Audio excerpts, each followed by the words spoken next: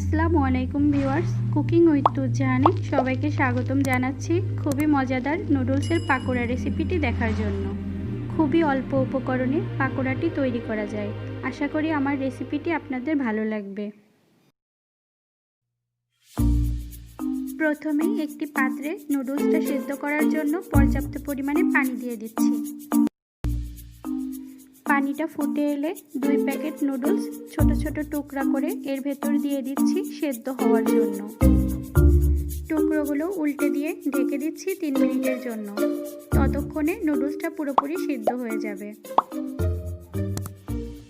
দেখুন পানিটা শুকিয়ে গিয়ে নুডলসটা পুরোপুরি সিদ্ধ হয়ে গিয়েছে।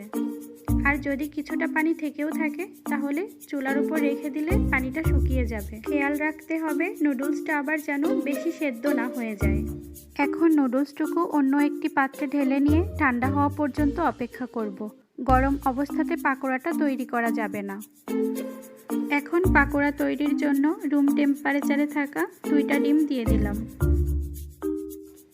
সাথে দিয়ে দিচ্ছি আধা কাপ পেঁয়াজ কুচি। চেষ্টা করবেন পেঁয়াজটা মিহি করে কুচি করার।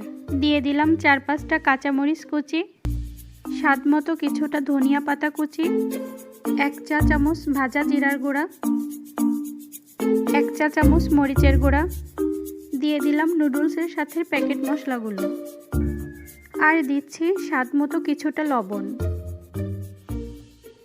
লবণটা সামান্য পরিমাণে দিতে হবে, কারণ প্যাকেট মশলাতে লবণ দেওয়া থাকে। এখন এই সবগুলো উপকরণের সাথে ভালোভাবে মিশিয়ে নিতে হবে। এটাকে বেশি চটকিয়ে মাখিয়ে নেওয়া যাবে না, এতে করে পেঁয়াজ থেকে পানি বের হতে শুরু করবে। এখন পাকোড়ার বাইন্ডিংস তৈরি করার জন্য কিছুটা কর্নফ্লাওয়ার অ্যাড করছি। তবে একবারে ঢেলে না দিয়ে বারে বারে দিয়ে দেখে নিতে হবে কতটুকু কর্নফ্লাওয়ারের প্রয়োজন আছে। আমি এখানে 3 টেবিল চামচ পরিমাণ কর্নফ্লাওয়ার ব্যবহার করেছি। মাখানোর সময় বোঝা যাবে যে পাকোড়ার শেপটা ভালোভাবে দেওয়া যাচ্ছে কিনা। একটু নরম নরমই থাকবে, তবে হাতের সাহায্যে ভালোভাবে গুছিয়ে নিয়েই এগুলোকে গরম তেলে ভেজে নিতে হবে। একটি প্যানে তেল গরম করে নিয়ে পাকোড়ার শেপ দিয়ে সবকটি দিয়ে দিচ্ছি। আমি এখানে রান্নার রেগুলার সয়াবিন তেল ব্যবহার করেছি। পাকোড়াগুলো অর্ধেক ডুবে থাকতে পারে সে পরিমাণে তেল দিতে হবে। নুডলসটা যেহেতু আগে থেকে সেদ্ধ করা ছিল, সেহেতু এটা ভাজতে বেশি সময় নেয় না।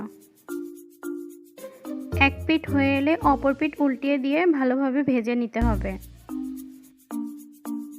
তবে চুলার আঁচটা মিডিয়াম লোতে রেখেই ভেজে নিতে হবে। এটাকে আমি মোটামুটি গোল্ডেন ব্রাউন করে নামিয়ে নিব। নামানোর পরেও কালার আরও কিছুটা গাঢ় হয়ে যায়। এভাবে একটি ঝাঁঝরিতে উঠিয়ে এগুলো থেকে তেল ঝরিয়ে নিচ্ছি। নুডলসের এই পাকোড়াটি খেতে খুবই মজাদার। আশা করি আমার রেসিপিটি আপনাদের ভালো লেগেছে।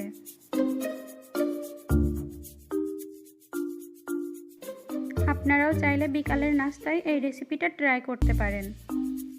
আমার রেসিপিটি যদি আপনাদের ভালো লেগে থাকে অবশ্যই আমার চ্যানেলটি সাবস্ক্রাইব করে পাশে থাকা বেল আইকনে ক্লিক করুন।